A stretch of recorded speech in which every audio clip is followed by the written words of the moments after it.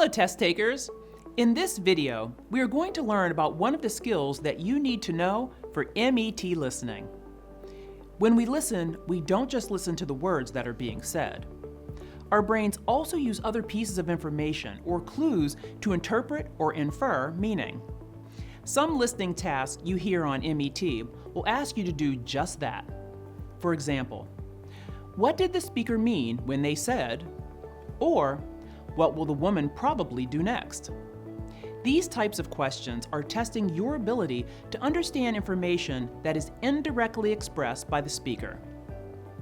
Sometimes it may not be clear from the question whether you will need to listen for a specific detail or infer meaning.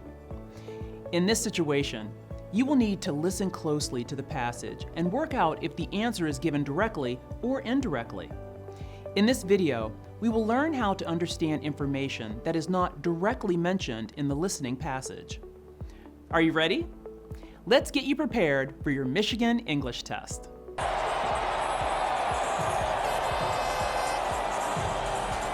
What do you think is happening? Pause the video and write down your ideas. Were you right?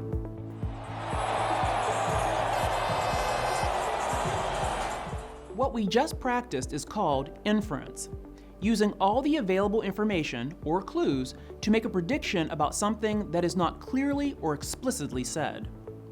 We do the same thing when we listen. Not everything a speaker wants to communicate will be spoken out loud.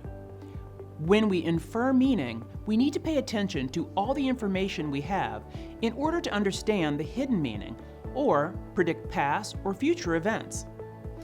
This is something that we do naturally all the time and is an important part of MET listening. Let's take a look at an example. I like that mug. Thanks. I got it on a trip to Copenhagen a while back. It's one of my favorites. Oh, right. I've heard there are so many great artists there. Yeah, a lot of wonderful handmade stuff. What is probably true about the woman's mug?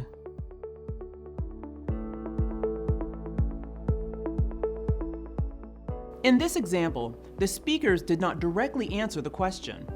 Instead, you need to use clues and your own knowledge to find the answer. You will be given clues as part of the listening task, and it is your job to figure out what is not being said.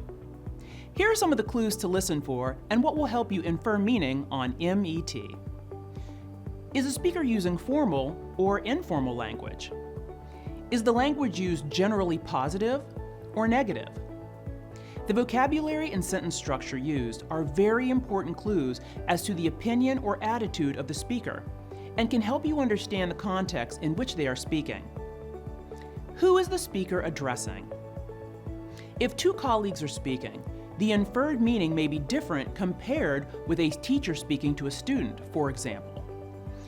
Working out the relationship between speakers or speaker-listener will give you helpful clues.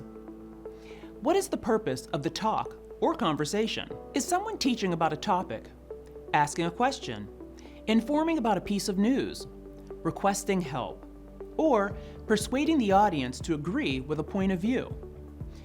If you are able to identify the purpose, you will be more easily able to understand the inferred meaning behind it. Don't forget to use your own background knowledge and logic. Think about what would make the most sense based on what you've heard and what you already know.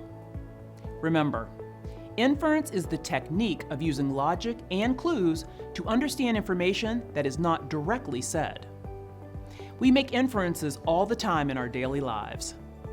Use real-life materials to practice your inference skills, and don't forget to check out the practice resources available at michiganassessment.org to prepare for your MET.